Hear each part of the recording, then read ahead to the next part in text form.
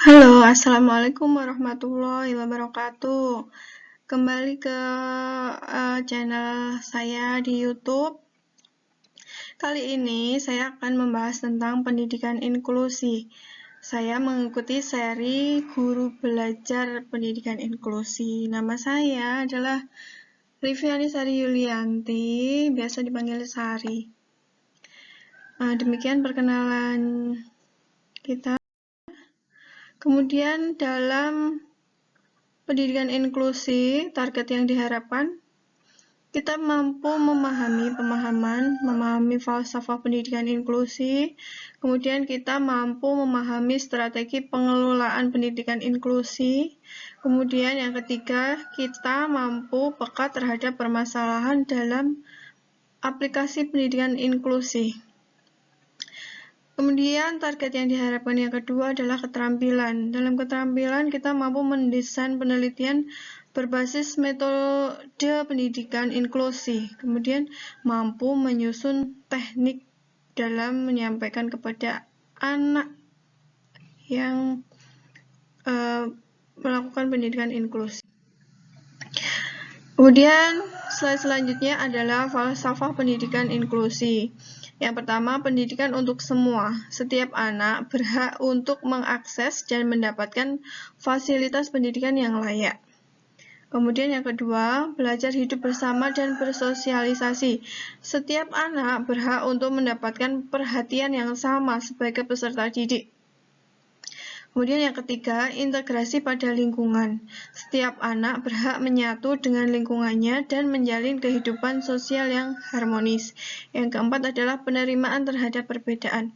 Setiap anak berhak dipandang sama tanpa diskriminasi dalam pendidikan. Begitulah filsafahnya. Kemudian inklusi adalah filosofi, nilai, sikap, metode. Inklusi bukan sekedar tempat. Mitosnya, inklusi hanya pada satu elemen pendidikan saja. Faktanya, inklusi pada semua elemen pendidikan dapat dilakukan. Kemudian mitosnya, inklusi hanya untuk anak hambatan mental. Faktanya, inklusi dapat dikenakan untuk semua hambatan pada anak. Kemudian mitos, inklusi dilakukan pada satu periode saja. Faktanya, inklusi dapat secara berkesinambungan.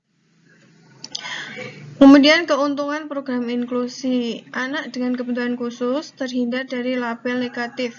Anak memiliki rasa percaya diri, memiliki kesempatan menyesuaikan diri. Anak memiliki kesiapan menghadapi kehidupan nyata walaupun dia termasuk anak inklusi. Kemudian anak tanpa kebutuhan khusus belajar mengenai keterbatasan tertentu, mengenai keterbatasan atau keunikan temannya, peduli terhadap keterbatasan temannya, dapat mengembangkan keterampilan sosial, berempati terhadap permasalahan temannya, membantu temannya yang kesulitan. Keuntungan program inklusi, manfaatnya bagi guru. 1. Meningkatkan wawasan guru mengenai karakter siswa. 2.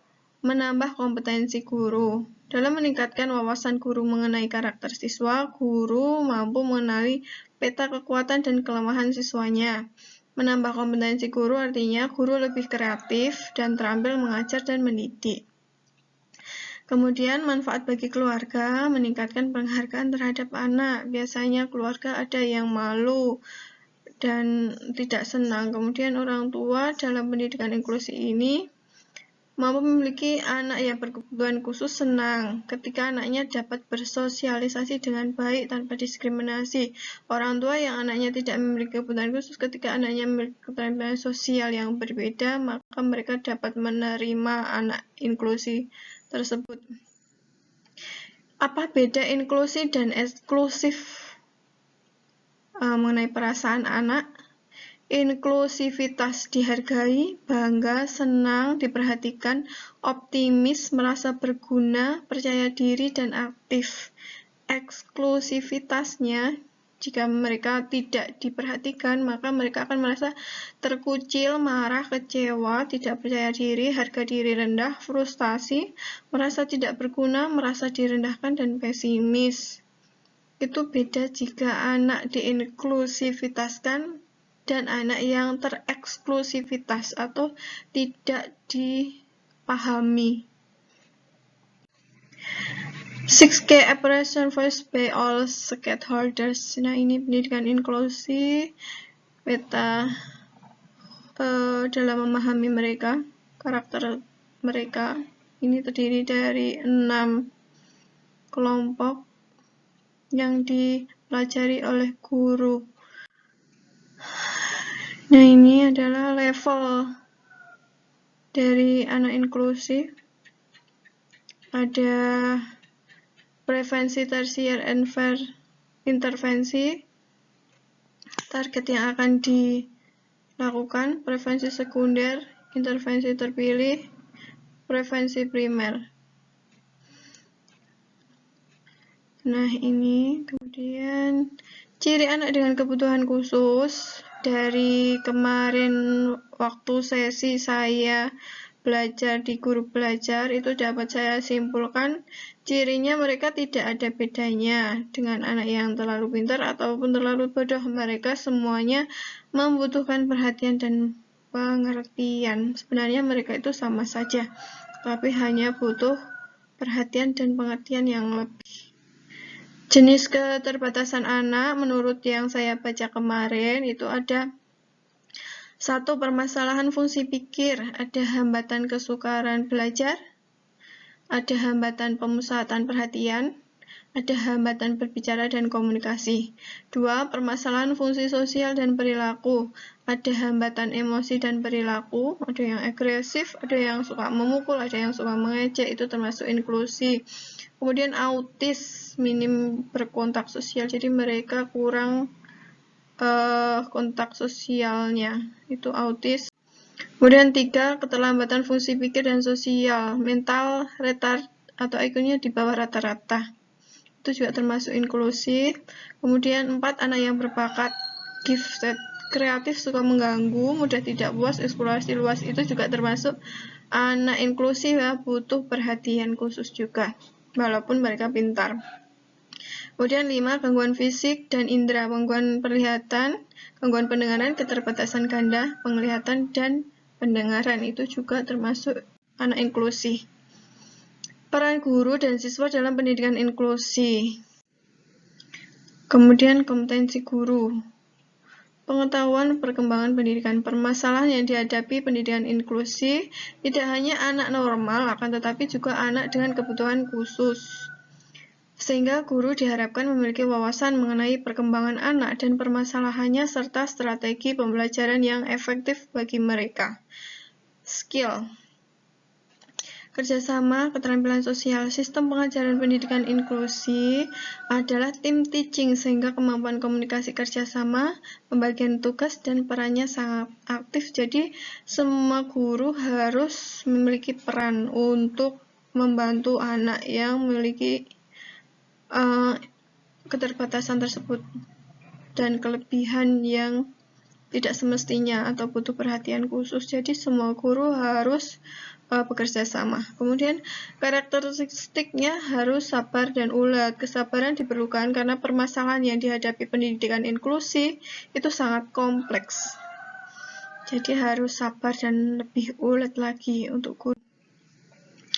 Kompetensi guru itu yang memiliki pendidikan inklusi yang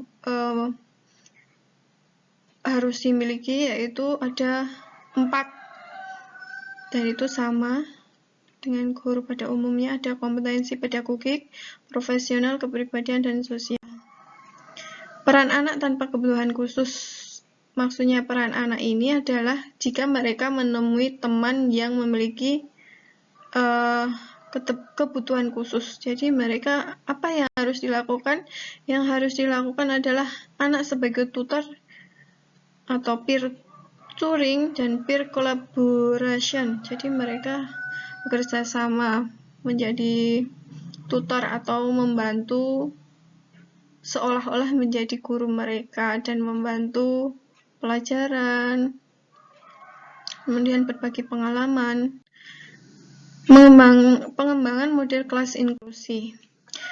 Kemudian prinsip pengelolaan pendidikan inklusif itu harus belajar kooperatif atau bekerja sama, kelasnya harus menyenangkan, kolaboratif, evaluasi belajar alternatif. Jadi, jika belajar yang ini belum bisa, maka guru harus memiliki alternatif yang lain, sehingga anak tersebut mampu menyerap apa yang diajarkan. Jadi itu namanya evaluasi belajar alternatif. Kemudian modifikasi pola belajar. Ada kompetisi, ada individualis, ada kooperatif. Modifikasi kelas. Kelas memiliki aturan yang jelas dan tidak diskriminatif. Aturan dijalankan dan konsisten. Modifikasi kelas interaktif, memungkinkan guru melihat dan menjangkau anak-anak. Modifikasi penempatan, modifikasi lingkungan, dan modifikasi media belajar. Kemudian penilaian hasil belajar atau evaluasi. Tidak semua anak belajar melalui cara yang sama. Hasil penilaiannya yang baik adalah mudah diinterpretasikan atau interpretif, atau yang kedua menggambarkan kondisi, deskriptif. 3. Mengidentifikasi permasalahan atau diagnotis. Peranan guru itu 1. Konsultan model, 2. Teaming model, 3. Co-teaching model. Demikian, itu adalah yang saya pelajari kemarin waktu guru belajar sesi pendidikan inklusif. Pada pendidikan seri inklusif ini, yang saya serap itu peranan gurunya adalah one teacher, one support, parallel teaching design, station teaching, dan team teaching. Penanganan khusus kepada anak. Ini gangguan kesukaran belajar. Itu gangguan pemusatan perhatian.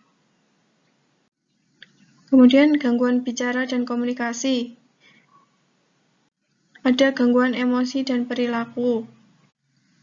Contoh asesmen di kelas atau penilaian di kelas untuk anak kelas inklusif. Hasil belajar, ada rapot, biografi, observasi, wawancara, kuesioner, diskusi kelompok terarah. Contoh analisis data yang bisa guru buat adalah analisis kualitatif dan kuantitatif. Demikian yang saya pelajari kemarin pada sesi belajar guru belajar seri pendidikan inklusif. Terima kasih. Assalamualaikum warahmatullahi wabarakatuh.